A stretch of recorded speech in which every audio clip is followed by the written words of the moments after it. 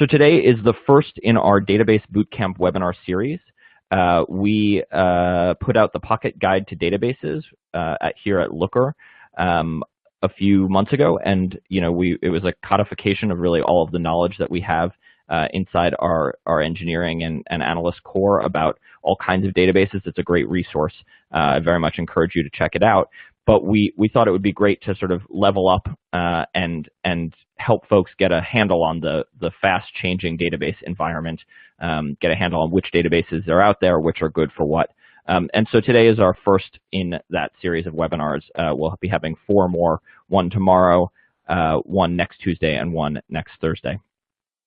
So just so everybody knows, we'll be taking questions at the end, but you can add questions at any time using the Q&A link that you see on your screen. And as I said, each session will be recorded, so you'll get that link. My name is Daniel Mintz. I'm the Chief Data Evangelist here at Looker, and I'm excited to talk to you about an introduction to databases. So, without further ado, let's get started. So, we're going to take a little bit of a historical perspective today. Run through the sort of development of databases. So if we go way back to sort of the advent of computers in the 1940s, 50s, 60s, 70s, computers run on data. I think everybody kind of knows that. There are procedures that, run on data. And back in the day, data was probably stored on punch cards. And, it was kind of stored in files. Is the closest analog to what we have today. And what the medium was, punch cards or tapes or whatever, it didn't really matter. The idea was it was stored in files. And that sort of didn't work that well as computers sort of scaled and started to handle new tasks. And in the late 60s and early 70s, a guy named Edgar Codd came up with this concept of relational data and this basic idea of the database. That was not something that had existed before, and he's really the sort of inventor, the progenitor of this idea. And he was using relational algebra, which, don't worry, you do not have to know, and using it to sort of get this idea of databases and relational databases. And so we're talking now, the era of mainframes. This is not at all the world we live in today with, supercomputers in our pockets. It is very much a world where, there is a special class of computer folks who operate computers. And what Edgar Codd realized was that as computers were developing and got more and more sophisticated, we needed some way to store the data and to access the data that didn't require, years of training. And, he was imagining this really for a very sort of standard set of structured data. And by structured data, we usually mean sort of data in tables and rows and columns. But, over time, both the volume of data that we are dealing with and the diversity of kinds of data has grown tremendously. So, Codd comes up with this relational model for data. He has a sort of seminal paper. And, this leads to directly to the development of relational databases. And so that's where we're going to start, because that's really where we start, in database history.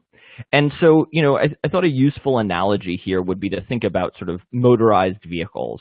And so when we think of relational databases, really you should be thinking of a standard car, a sedan, and maybe it started as a Model T and, then got fancier from there, and even today there are incredibly powerful, sophisticated relational databases like your Honda Civic of today. But the basic idea is when someone says a vehicle, this is what you're thinking of, and when someone says a database, they're probably meaning a relational database.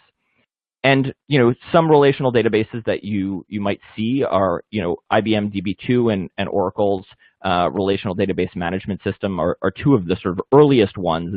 They directly come out of Codd's work. They're sort of the first commercializations of Codd's work in the late 70s and early 80s. And then Microsoft has SQL Server, which is very popular. MySQL and PostgreSQL, which are open source databases, come around later. MariaDB is a more recent one, but all of these are fundamentally just the same basic idea of relational databases. And what these relational databases are good at is fundamentally running production systems, whether that be a store or a bank or a website. That's what they're built for. They're built to run production systems because that's what people needed back then. They had data coming in, they had data going out, and they needed a place to store that data that wasn't just in a file. And that's what a relational database is. And the reason that they're called relational databases is because the tables in them can relate to each other. They can be joined is the term that people generally use. They can be joined together using sort of common columns. You might, if you're an Excel wizard, you might be familiar with VLOOKUP. That's very much the same sort of functionality that relational databases use to execute joins, where they say, okay, this table over here with, that's called users has a user ID, and this table over here called orders also has a user ID. Those two should match up, and we can join those two together.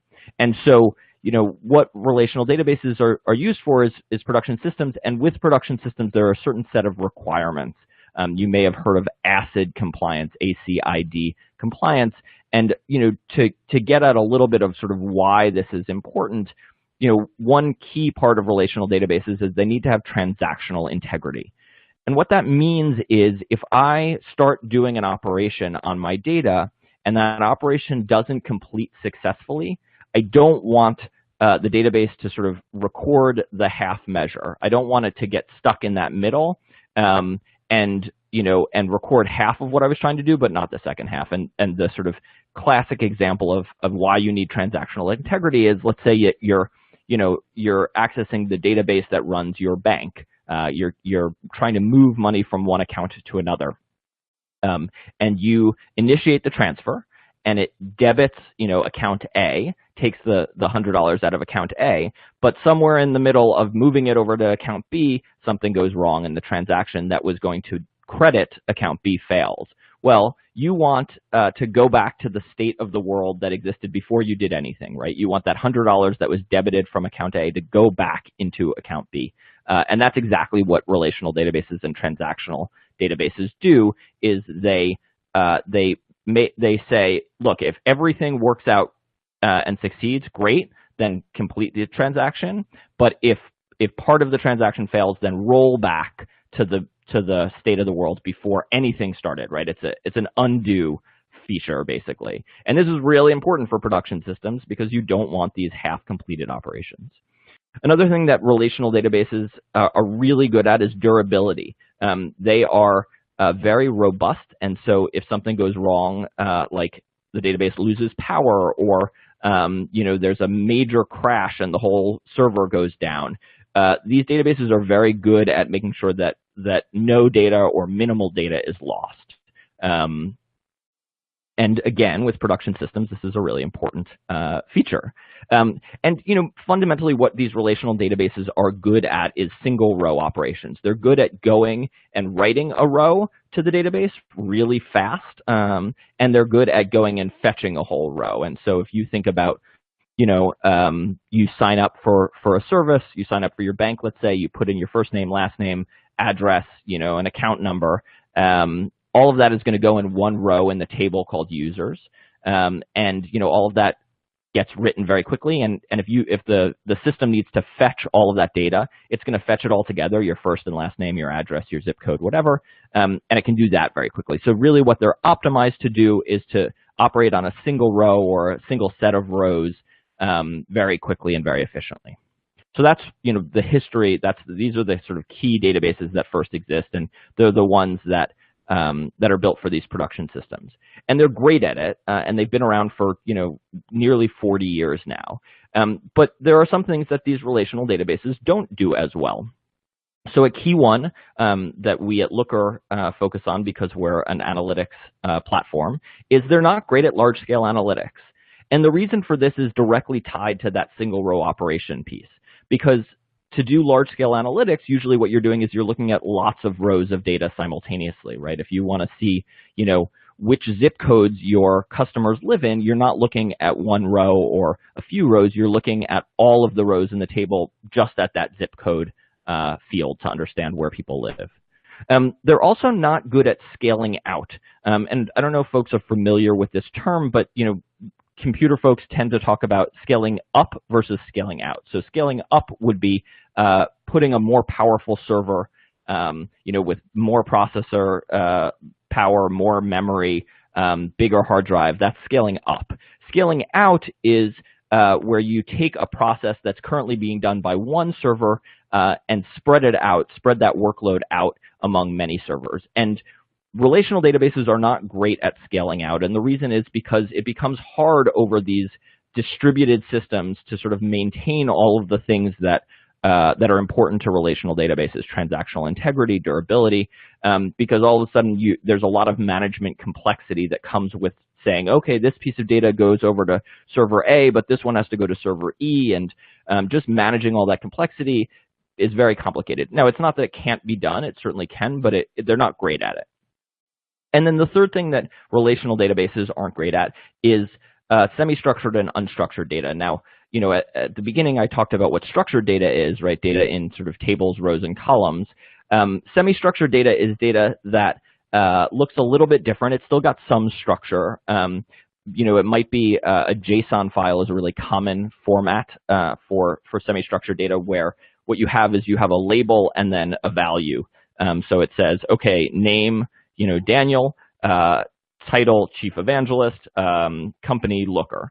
Now, that obviously could also fit in a structured table, but maybe, some people are going to have two titles, or they're going to have no titles, or they're going to have multiple companies that they work for. And so you want a little bit more flexibility. And so there are these semi-structured formats that allow you to do that. But those aren't handled as well by relational databases. And then unstructured data is exactly what it sounds like. It's data that doesn't have a sort of predefined structure. So that might be, just plain text. It might be video. It might be images. It might be audio. So, relational databases, because they come from a world where really the only kind of data was tables, rows, and columns, that's what they're built for. So, that's sort of the core technology that comes up first in the 70s, 80s. And alongside that is this thing called structured query language, or SQL or SQL. And don't worry, both SQL and SQL are accepted pronunciations, so don't feel bad if you use one or the other. I tend to say SQL. So SQL is a common language for interfacing with databases.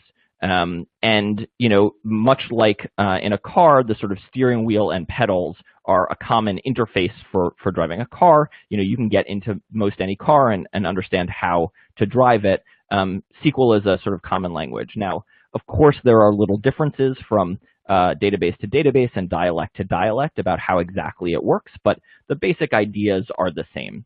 And SQL is used both by sort of developers, people who are building systems, and you might see that referred to as OLTP, which is online transaction processing, where they're the ones doing those sort of single row operations. They're writing data to a database and then pulling data back out to run their systems.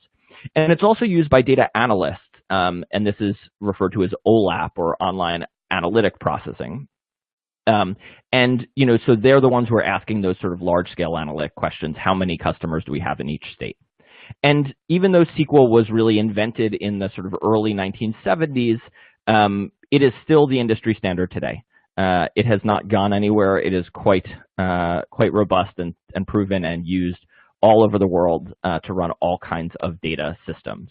So there have been some improvements for sure in SQL, but as the sort of core language of data, it's still around. Okay, so we've talked about relational databases, transactional databases as sort of the core technology. Now we're going to move to the second kind of data engine or data storage that we run into, and those are data warehouses. And so if databases are cars, data warehouses are, they're pickup trucks. They're built to sort of do something slightly different. Could they be used for, to get you from place A to place B? Sure, but they have different qualities that make them good at different things. So some of the common data warehouses, and these started to come around in the 80s and 90s. Teradata, Vertica, Aster, Netezza, Greenplum, Exasol. These are data warehouses that were specifically built to be warehouses. They weren't being they're not transactional databases that are being repurposed as warehouses, and those also exist, but they're really the first generation of data warehouses, and a lot of these were sold as sort of data appliances. They were actually sold as a package of software and hardware, very big hardware that had to be trucked into your data center, and cost you hundreds of thousands or millions of dollars. And so data warehouses are they're good at the things that transactional databases aren't good at. They're good at analytics. That's really what they're built for, right? They're built to do large-scale analytics on big data. And the term big data is thrown around a lot today, but it's good to remember that data is always growing, data volumes are always growing, and the idea of big data isn't new. The data that they were dealing with in the 80s seemed big to them then, and in the 90s and in the 2000s and on and on. So, that's what these data warehouses are built to do. They're built to do that mostly, and this isn't true across the board, but most of them, rather than storing data row by row, they actually store data column by column, which gives them a bunch of advantages because you're often doing sort of analytic operations on one or two columns at a time rather than across the whole row. And in addition to storing data differently, sort of on its head rather than on its side, they're also really good at scaling out. And so if you remember, about transactional databases not so good at scaling out, well, data warehouses are quite good at scaling out. They don't have to be scaled up. And what that allows them to do is to sort of farm out complicated processes to a lot of different servers and then aggregate the results and bring them back to the user. And that's a core advantage that they bring to the table. Now, what they're not good at is just the mirror image of what transactional databases are good at. So they're not good at single row operations, and this often has to do with the fact that they store data as columns. So if I need to go up, get a whole column or a whole row's worth of data, that might involve going to all the places that each of the columns is stored. So if I want to pull my row, my single row, I have to go to the first name column to get Daniel and the last name column to get Mintz and the company column to get Looker. Whereas if I was running on a transactional system, all that data would be stored together because it's all in one row. They're also no good for running production systems, and that's by design. They're good for analytics and not good for running production systems. They can't do those kind of quick writes and quick reads that are necessary for running production systems. And along with this, they're not great at updating data. They can, they're usually built to take in more and more data over time to sort of insert new rows at the bottom. But when you want to go back into data that's already been written once and make changes and updates to it, that often poses a problem for data warehouses. Okay, so those are sort of two data technologies, big data technology categories that we like to talk about. Transactional databases, relational databases, and then data warehouses. So now let's we're up to the sort of 90s. Let's talk about the 2000s. So in the 2000s, we get something called Hadoop. It comes out of this idea of MapReduce, which I'll talk about in a second, that sort of developed at Google in the early 2000s. And one thing to sort of know about Hadoop is it's not a database. Hadoop is actually kind of a file storage system. It's a way of storing and accessing data. It's not a database. It's really a whole ecosystem. It's not just a storage layer or a data engine. And the way that you access Hadoop systems is actually not initially, at least, using SQL. Over time that changes, and we'll talk about why. But Hadoop is generally accessed using Java, a sort of more programmer-friendly language rather than analyst-friendly language. And so, there are a bunch of different terms that are thrown around, and they're not really interchangeable. If someone is feeling a little bit pedantic, they might point out that, well, Presto is not technically a MapReduce Hadoop engine. It's technically a data engine because it uses a different paradigm. But, all of these technologies, whether they're Hadoop, MapReduce, a data engine, big data system, they're often called, they're all talking about the same class of thing, even if they're not all using exactly the same technology under the hood. And, as I said, initially these Hadoop systems didn't speak SQL, but over time people realized, well, they're trying to do sort of large-scale analytics on them, And people who do large-scale analytics, like SQL, maybe we should find some way to translate from SQL into language that these Hadoop systems can understand. And so you get the advent of SQL on Hadoop systems, where they're Hadoop under the hood, but they take SQL. And so, if we're talking about data warehouses as pickup trucks and transactional databases as cars, I think this whole class of big data systems might be more akin to sort of a Mack truck, an 18-wheeler. And, you still have some of the same controls, but, I could not get into that cockpit and make sense of all of those switches. I don't know about you. So, it's kind of a different paradigm. And, they definitely over time get easier to use for folks who are familiar with the SQL ecosystem, but it's not an immediate transfer the same way that you could probably drive a car and then figure out how to drive a pickup truck. And so some of the terms or the types of systems, the types of engines that you might run into in this environment. One is HDFS, which is not a querying engine. It's actually just the Hadoop file system. That's how data is stored in Hadoop. And so, you might run into something like Elastic MapReduce, which is Amazon's cloud version of Hadoop. It's often referred to as EMR. Google has a version. There are versions that you can run yourself. So there are lots of different options. And, in terms of the sort of SQL on Hadoop big data systems, things like Hive is really the first one, and then you get Impala and Spark. Presto, as I said, is a different kind of data engine, but same basic idea, where it's accessing data that lives in files and running queries on it that can be written in SQL or maybe are written in Java, depending on the system.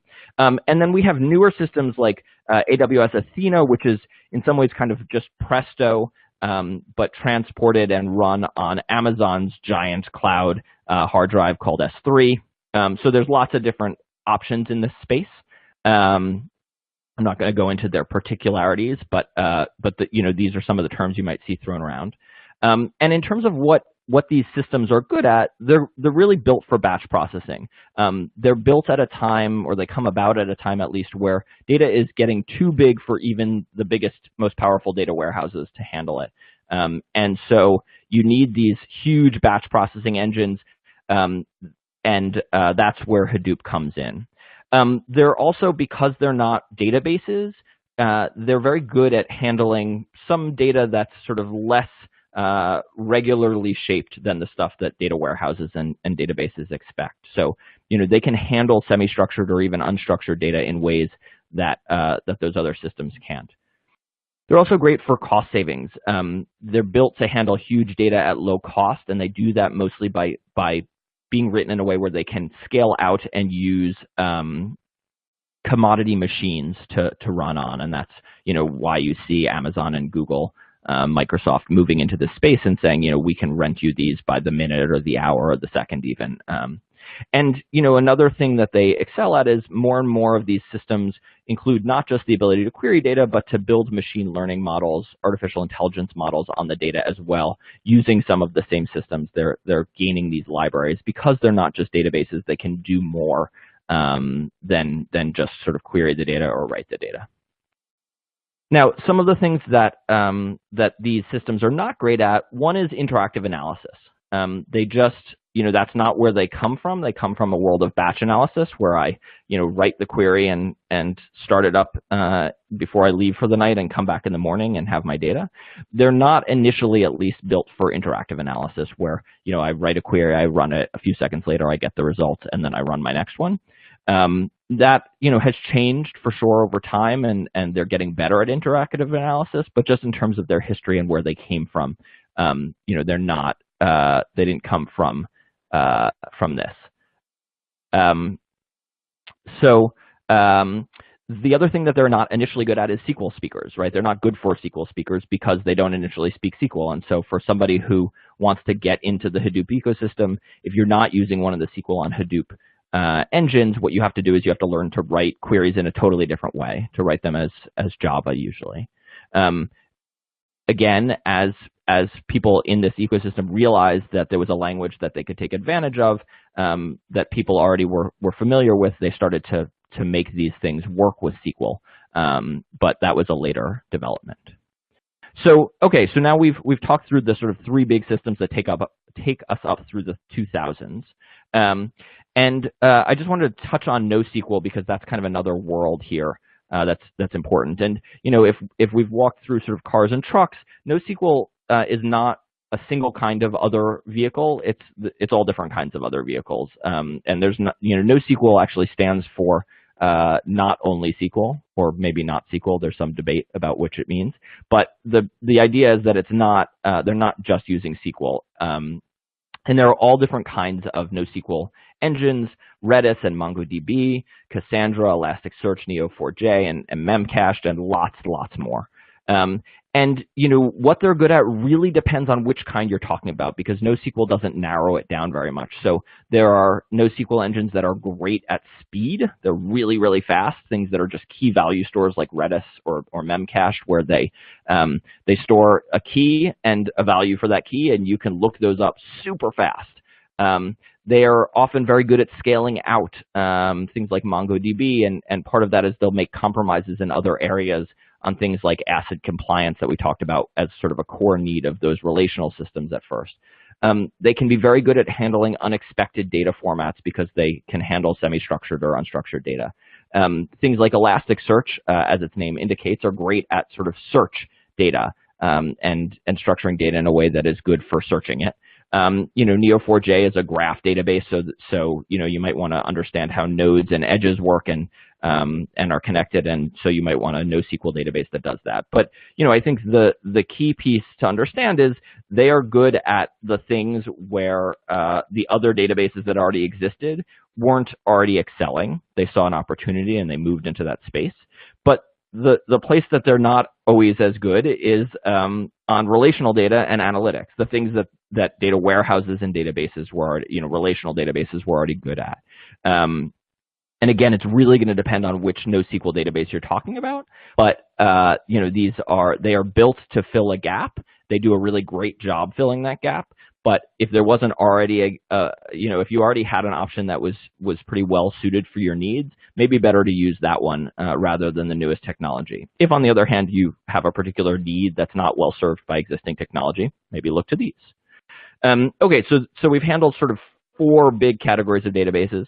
Now we're going to talk about the advent of the cloud. And the cloud is not it's not a kind of database or data engine, but it does change things. And so I like to think of the cloud maybe as the advent of electric vehicles. And what the cloud, in that you can still make trucks and cars and go-karts and motorcycles that are electric. They're still what they are and still have their same benefits and drawbacks, but they have this core differentiator, which is that they're electric, and the cloud is kind of the same way. So with the arrival of the cloud, a bunch of things start to happen. One is that prices go down, and this was only something that was already happening, but the cloud only accelerated it. If you look at the charts in the sort of storage costs and processing costs and memory costs and network transfer costs, they've all just been heading downward, forever, and those curves only get steeper. Another thing is that IT burdens shrink. The amount of time that IT is spending supporting these systems that used to have to live on premise and be supported by your own IT workers can be supported by cloud providers. It makes it easier to stay agile because you're not making these huge upfront investments in technology. You can now sort of switch more easily as different technologies take off, and you start to stop spending money on capital expenditures, on those big upfront expenditures, and switch them to operational expenditures because you're just paying for the stuff as a service. So all different kinds of cloud databases. And some of the key ones that you might have heard of: AWS Redshift from Amazon, Google's BigQuery, Snowflake, AWS Athena, Google Cloud Spanner, Amazon Aurora. And the thing to know about these is that these actually span all different kinds of databases that we've already talked about. They just happen to be those databases in the cloud. So Redshift and BigQuery and Snowflake are all basically data warehouses in the cloud. AWS Athena is kind of a big data Hadoop-y type system in the cloud. Google Cloud Spanner and Amazon Aurora are both transactional databases in the cloud. So there are different kinds of cloud databases, just like there are different kinds of on-premise databases. But in terms of some of the sort of cloud-specific advantages that they bring, one is that they're just sort of near infinitely scalable. With these cloud systems, they're built for a scale of data that most of us will never have to deal with. When Amazon or Google builds a system, they build it in a way that hopefully can handle their needs, and their needs outstrip the needs of most other sort of normal companies. Another big advantage is that IT doesn't have to spend their time keeping these systems up and running software updates and dealing with maintenance and answering questions when they go down. All of that headache goes away from IT in your company and off to the cloud providers who handle it kind of seamlessly. With the near infinite scalability, they can handle massive data at a scale that's really never been seen before. And because they're all competing with each other, and because they're running on relatively cheap hardware, the costs really go down, and they continue to go down. Redshift, I think, of these has been around the longest, and I can't count the number of times that they've lowered prices for the same operations. They just, it's something that they do every so often. They just say, hardware has gotten cheaper. We can provide the same exact service for less money. In terms of downsides to the cloud, there aren't that many, I would say. But one certainly is, there are certain industries, medical and finance, come up the most, where there are certain compliance requirements that cloud providers can't always meet. Or at least it's harder, although the cloud providers are getting really good at figuring out how to do this, and so I think you should look closely and understand what exactly the compliance requirements are if you're worried about that, because they do a great job. And then, in terms of their other downsides, those really come down to what kind of database, what kind of cloud database it is. Is it a transactional system or a warehousing system or a big data system? Because they're going to carry some of those same downsides that they have. Whether they're on-premise or in the cloud, they're still going to have those downsides and upsides in the cloud. So, it doesn't change everything, but it does change a bunch.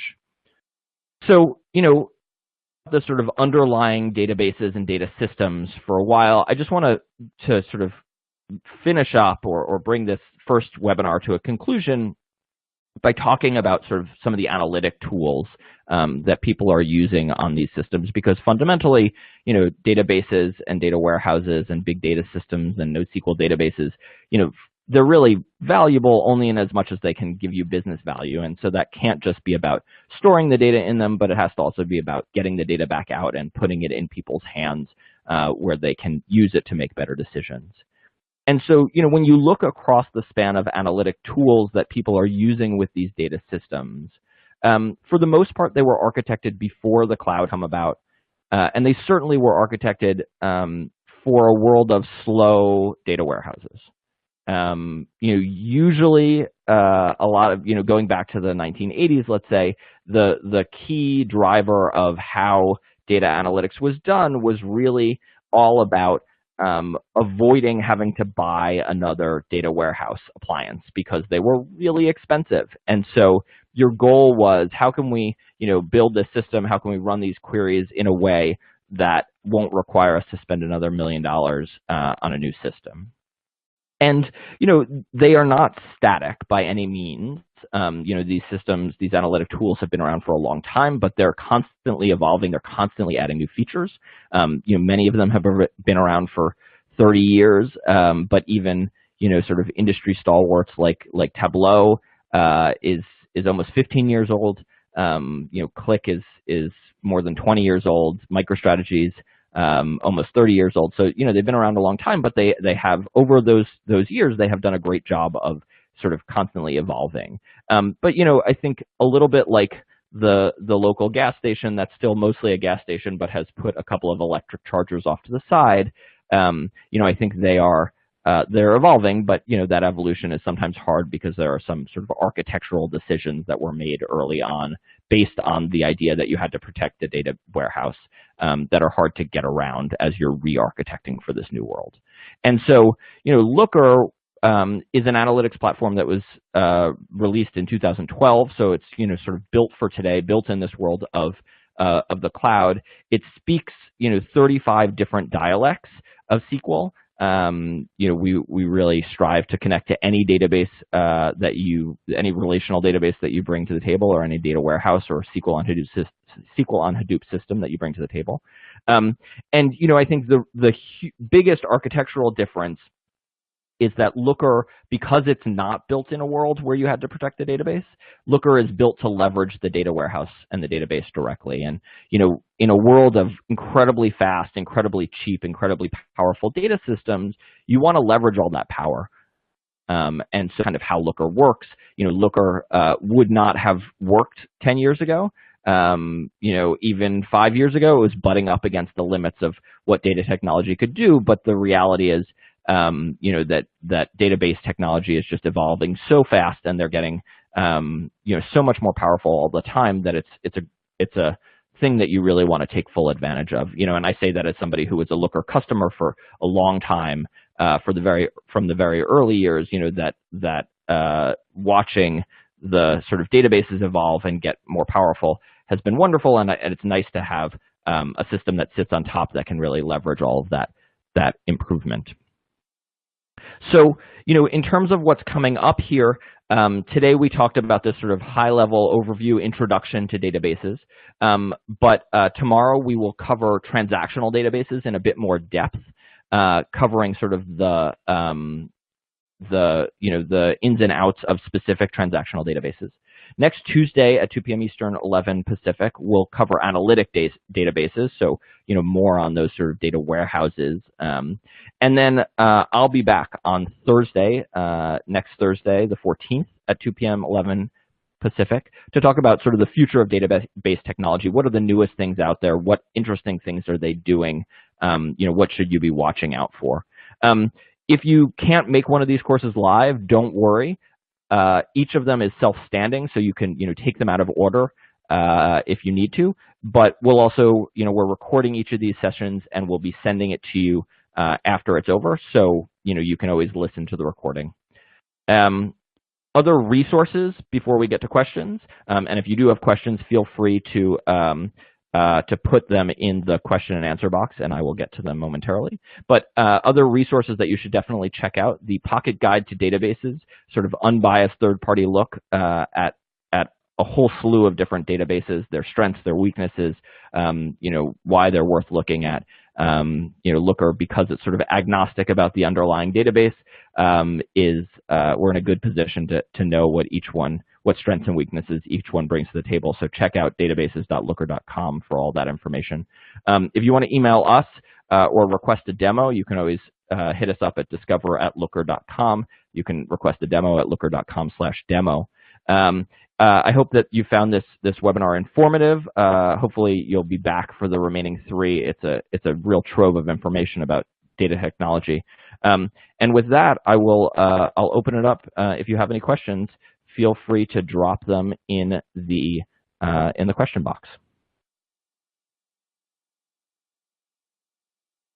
And so the first question that I see is, how can I get started if I have just a relational database available? How can I tackle sort of analytic questions, I assume, with just a relational database? I think that's a great question, because it's one that folks across the spectrum are often running up against. And one thing that you definitely want to avoid is, if you have just a production database, you do not want to be doing analytics directly on that production database, because you could bring down the system, and that's bad for your production system. So what we see a lot of folks do is, it's pretty easy usually, if you have a production database that's on SQL Server or MySQL or PostgreSQL, to spin up what's called a replica.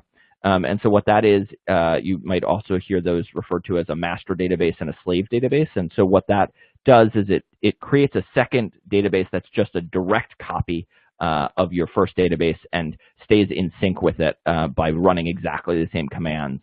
And you can then run queries, analytic queries, against your your replica database, and you can do that without worrying about affecting your your production systems. So that's always a great place to start. It's usually very, very easy to do compared to setting up a whole new data warehouse, though that is getting easier and easier as well.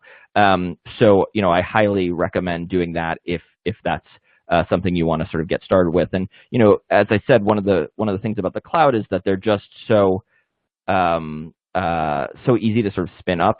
Amazon, Google, Snowflake, they'll all give you some sort of free credits, so you can actually just go play with their databases, load some data in, and start querying. So I highly recommend you do that. I think you'll be really impressed. So I've got a question specifically around Looker and the differentiation between Looker and Tableau. What's the most important difference with Tableau? It's a great question. I think a real key difference, one is the one I talked about. Tableau, came about in a world where you had to protect the database. And so the idea of creating data extracts, which lived in Tableau's proprietary data engine, made a lot of sense.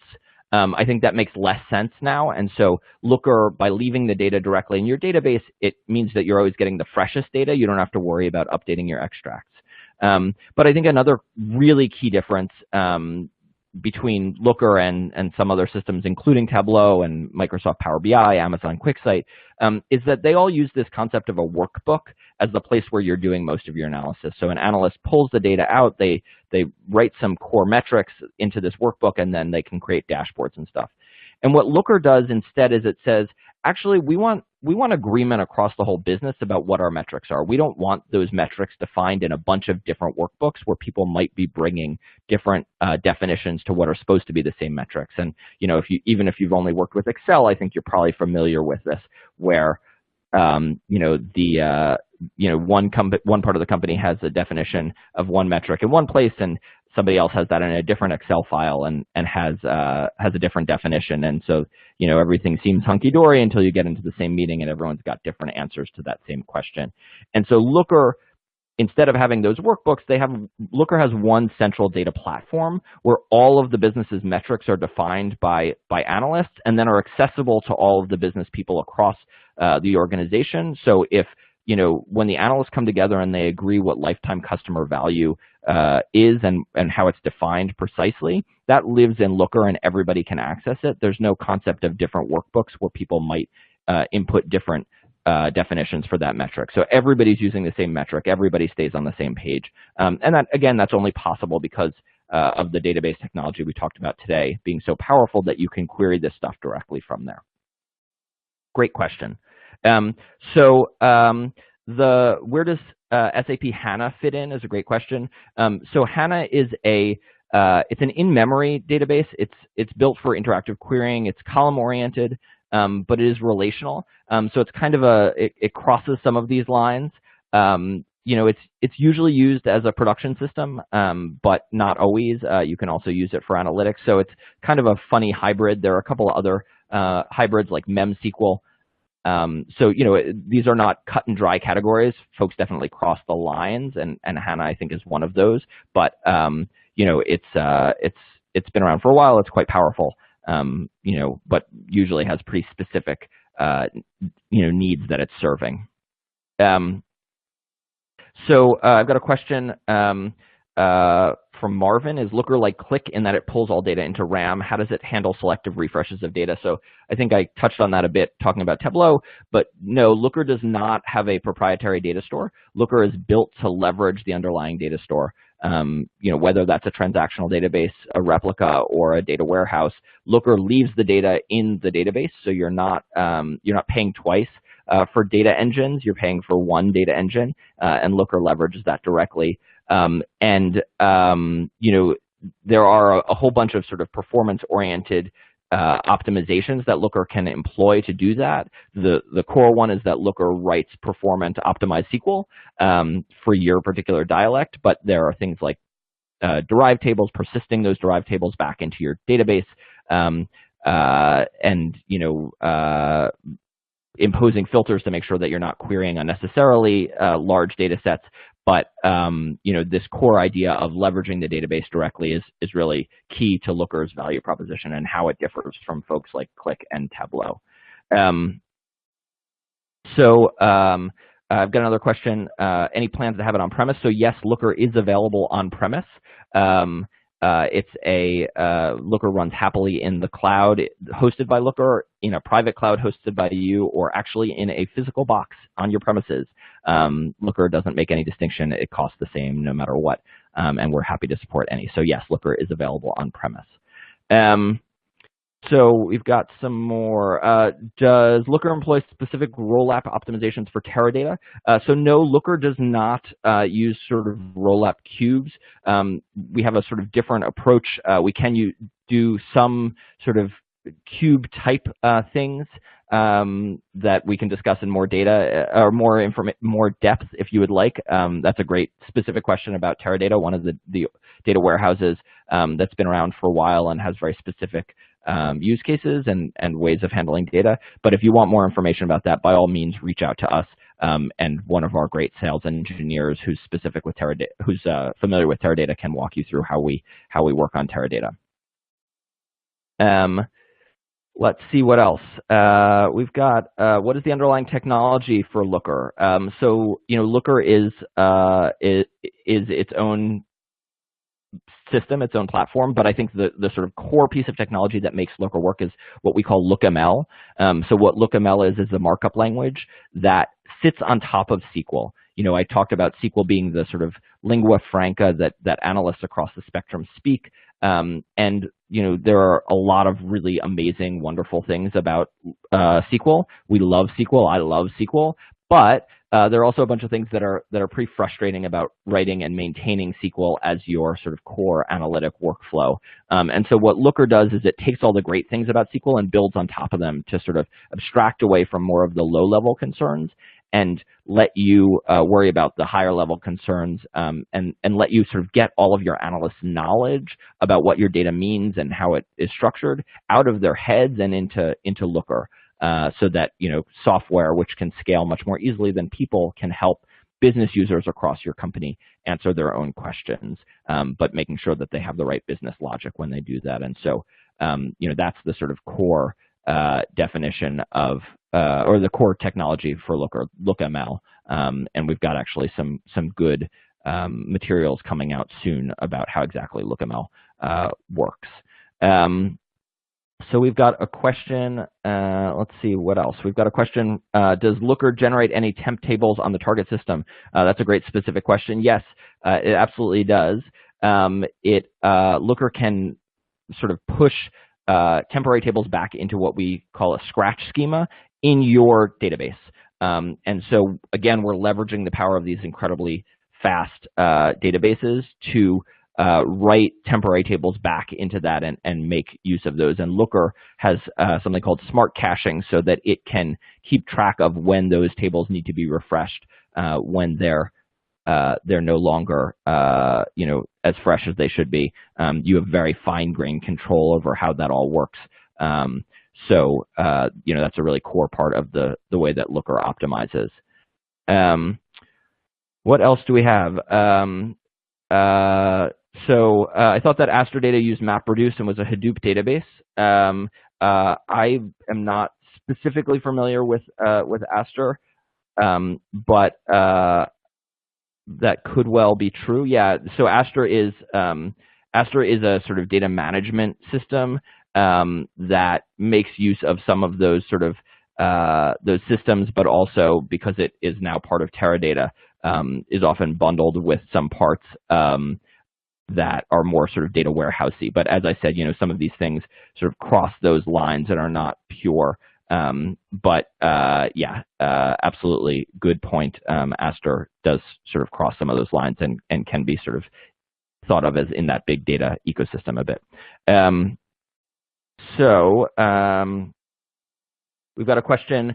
So you think there's no need to have tools like multidimensional cubes or Microsoft SSAS tabular models? I think it's a great question. I think cubes came about not because people really wanted to create OLAP cubes, but because they didn't really have a choice in terms of the underlying database technology. I don't think that that means that they're useless by any means, but I do think that they served a particular purpose, and in light of the constraints that the technology imposed being lifted a bit, I think it's important to sort of reevaluate. And so, we have a bunch of different methods for approaching those same types of problems that we think do a better job of leveraging the technology. I don't want to get too technical here. This is supposed to be an introductory call, but I think Looker finds ways to keep things performant by leveraging the underlying databases more, and then deploying optimizations as needed, which sometimes might resemble a cube, but sometimes might not. It's a great question. Can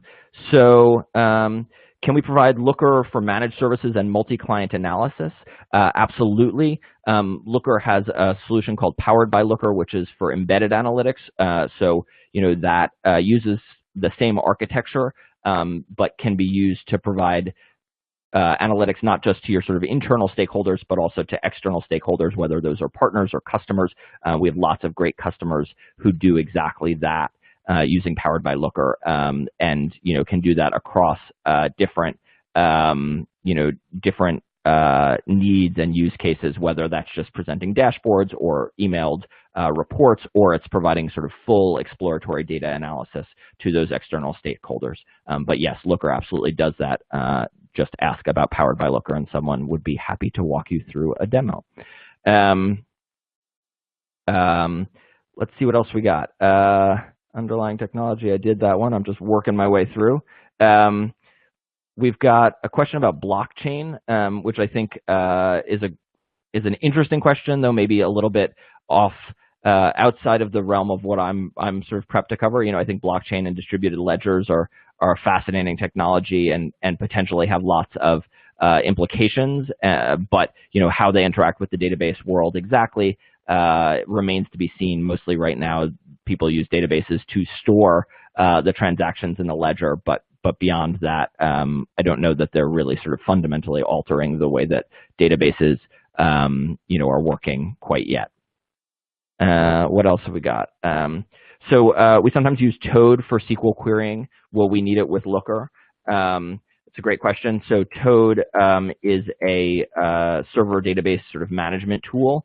It allows you to run queries directly against a database. So Looker actually has a built-in SQL editor and SQL runner, because while Looker writes SQL for most of your users, the business users who don't know SQL, there are definitely times when analysts themselves need to get in and write SQL by hand. So Looker has a built-in SQL runner that will do that and allow you to run it against any of your SQL databases. So yeah, that's a great question, and something that we are very aware of. We love analysts and SQL, and so we want to make their lives easy and better. And so a big part of that is offloading the sort of rote tasks that they're usually tasked with to software, but it's also about giving them the right tools so that they can do what they need to directly within Looker. Great question. So I see just a couple more. What databases are you most excited about? I'm going to save that one and answer it more on the 4th edition next Thursday, when we're going to talk about the future of databases. But I think there's lots of interesting, fascinating things going on in the database world. And then what is the most popular database you see? It really depends. We see lots of transactional databases. I would say Postgres and MySQL tend to dominate there. And then in the sort of cloud data warehousing space, I would say Redshift, probably mostly by virtue of having been around for the longest, has a huge community, which is wonderful. I used Redshift in production for a number of years and was really satisfied with it. And then, I would say Snowflake and BigQuery are both making great gains recently. And I think all three are worth looking at. I believe that those are all the questions that I see. Thank you, everybody. This was a great session. I hope you learned a lot. I hope you're eager to learn more. We will see you hopefully tomorrow for the transactional databases deep dive, and then next week for analytic databases and the future of database technology. Take care, everybody.